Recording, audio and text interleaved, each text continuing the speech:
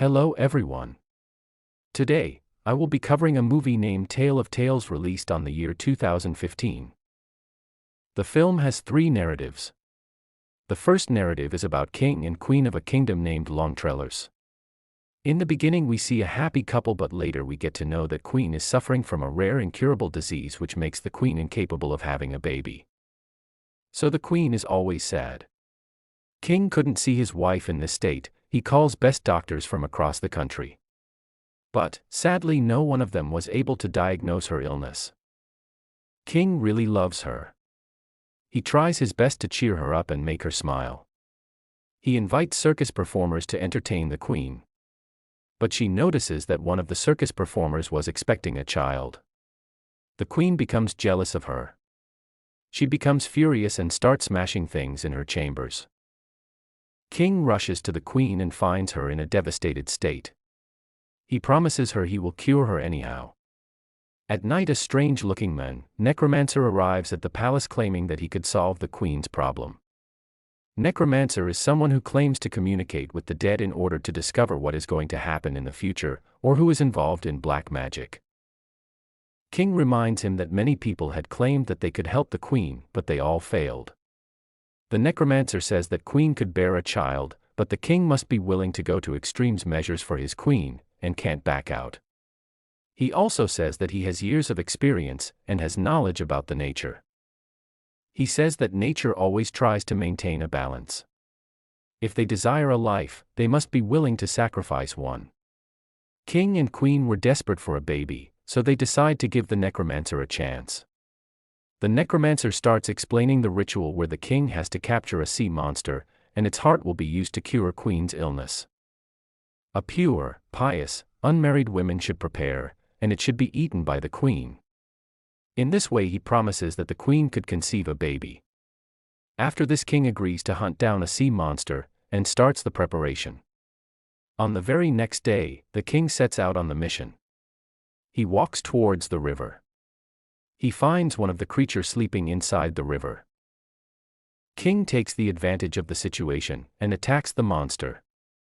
He was able to kill the monster, but he also gets seriously injured in the process. He could not survive after such fatal injuries, but before dying he takes the monster's heart out of its body. Queen takes the heart with her. They find a maid in their castle who was unmarried, pious, and pure. They assign the job of cooking the heart. While preparing the heart, she starts feeling weird sensations, and starts hearing weird noises. She then suddenly becomes pregnant. Queen devours the heart, and she becomes pregnant. We see both the queen and the maid give birth to their babies at the same time. The boy seems to have same appearance. The queen's son is named Elijah and the maid's son was named Jonah. Movie then jumps to a time after 16 years where the boys are now adults. Queen is now happy and thinks that she got her happiness back. Both the boys look same. They both have white hair as they were born from a monster. They get along very well. Slowly they develop a bond of friendship with each other. But the queen is not happy with the bonding and says that she forbids Elijah to hang out with Jonah as he is a maid's son. Elijah doesn't obey his mother and goes to meet Jonah. As they were playing inside the river, they both realize that they can easily breathe underwater. The queen then calls the maid and threatens her that if she doesn't stop her son from meeting Elijah, then she would send both the maid and her son to exile. But despite the queen's words, the boys still meet with each other. One day they cross their limit and Jonah wears Elijah's clothes. The queen comes to know about it and decides to exile Jonah and his mother from the kingdom. Elijah tries to persuade Jonah to stop from leaving the country, but fails. Jonah cuts a tree and water starts flowing from it. He says that as long the water is running from it. Elijah must understand that Jonah is safe, but when it starts turning red, he must understand that Jonah's life is in danger. Then Jonah leaves. Elijah checks on the tree every day. One day the water turns red. Elijah was worried about Jonah and he leaves the kingdom in search of Jonah without notifying anyone. Elijah reaches Jonah's house. There he sees that Jonah was now married to a girl. Everyone there thinks Elijah is now Jonah. They looked very similar. He gets to know that 5 days ago Jonah had left towards the forest and hadn't returned back. Elijah goes searching for Jonah. The queen was getting more and more worried about her son's safety. She was afraid of losing him. She again approaches the necromancer. He says that if she wishes to keep her son safe, she must be willing to sacrifice someone. Queen accepts the offer. Then we see Jonah, who was injured and was inside a cave. Then we see a flying creature attacking him. Jonah screams in agony. Elijah hears the scream of Jonah and locates him. He then slashes the creature with his sword. But Elijah has no idea that the creature was his mother. We see that this was what the strange-looking man has said. Life for life. At the end we see Elijah become the king and the story ends. Then we see the second narrative, where a king and two elderly ladies, Emma and Dora, are the main focus of the narrative. The king was very lustful and was always surrounded by ladies. He drinks heavily. He was unmarried and yet had to choose his queen. He is very rich and could marry anyone. Then we see the two elderly ladies, and they were sisters. They lived near the palace. Dora and Emma. Dora was evil, shrewd and cunning, but Emma was kind-hearted and straightforward. They almost never leave their house. They both were unmarried. But the weird thing was, despite their age, their voices sound young. One day the king hears Dora singing a song. He was mesmerized by her voice and he decides to meet her. The king approaches their door to glance inside the house. The sisters are worried that the king might punish them as they are old, and he is expecting a young girl inside the house. After a lot of thinking, they make a plan. Dora asks the king to return after a week so that she will be more comfortable then. The sisters try their best to look young. They wrap their fingers in bandages to make them look young. Dora wraps herbs around her fingers, but they still looked old. But Emma had kept her fingers inside her mouth that made the finger look young. Today was a week after the king's visit, so the king again returns to their house. Dora shows Emma's finger instead of her own. Now the king is not able to control himself. And he believes that he has found the love of his life. Now the sisters are more worried. If the king gets to know about their truth, he would kill them. After a lot of thinking, Dora proposes a condition to the king, that she will sleep with him only in dark. The king was very lustful, so he agrees. In next scene, Emma tries to tighten Dora's wrinkle with some glue, so that it feels like a skin of a young girl. At midnight, one of the guard comes to take Dora. King and Dora sleep together, but secretly when Dora was sleeping, the king takes his lamp and looks at her face.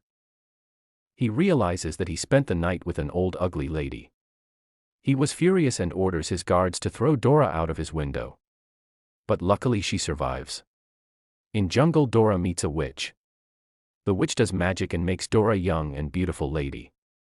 The king visits the jungle for hunting, where he sees young Dora, and he falls in love with her. He brings her to his castle and decides to make her his queen. Dora doesn't remember how she turned into a young girl, but she decides to call her sister Emma to her wedding. Emma asks Dora how could she turn herself into a young girl, then Dora lies that she peeled off her old skin. But Emma believes her and asks a smith to peel her entire skin in exchange of a necklace. The smith was more dumb than Emma, and he does everything according to Emma and peels off her entire skin. Emma returns back to castle, but she was too fragile. She was bleeding from everywhere and soon she passes away.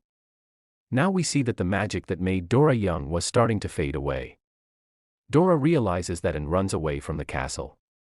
Now Dora is again the old self. And Emma is dead, so Dora is now all alone. Then the movie ends. Then we see a third narrative which revolves around a weird king.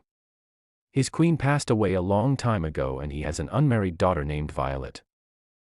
He never really loved his daughter. One day the king sees a parasite insect sucking his blood. The king decides to keep on feeding the insect instead of killing it. He keeps the insect inside a glass box and keeps on feeding it.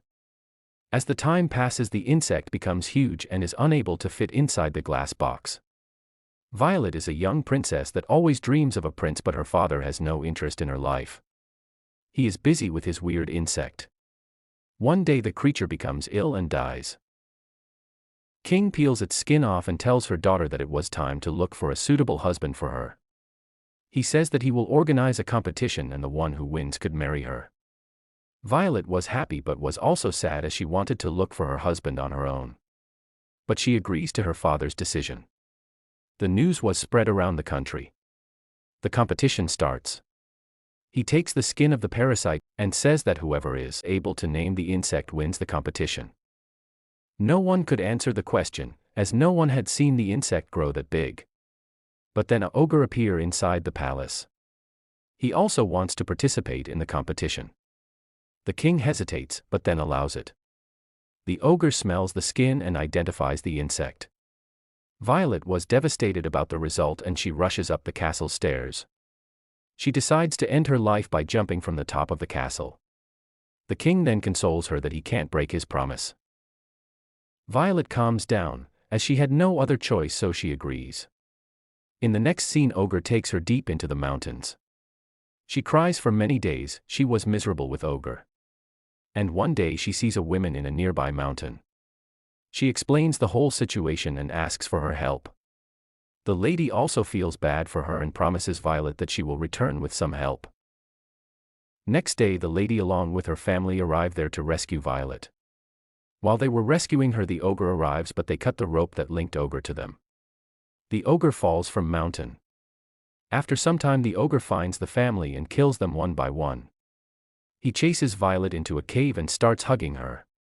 Violet also pretends to care about the ogre, but as soon as she got a chance, she slits his throat. In the next scene, Violet takes the severed head of the ogre into the palace. He herself was covered in blood. And says, "This is the husband you chose for me, Dad," and she starts crying. The king was also devastated by his daughter's condition, and falls to his knees. Both father and daughter cry together. In the final scene, we see the king hands the kingdom to his daughter and makes her the queen of the kingdom. And the movie ends.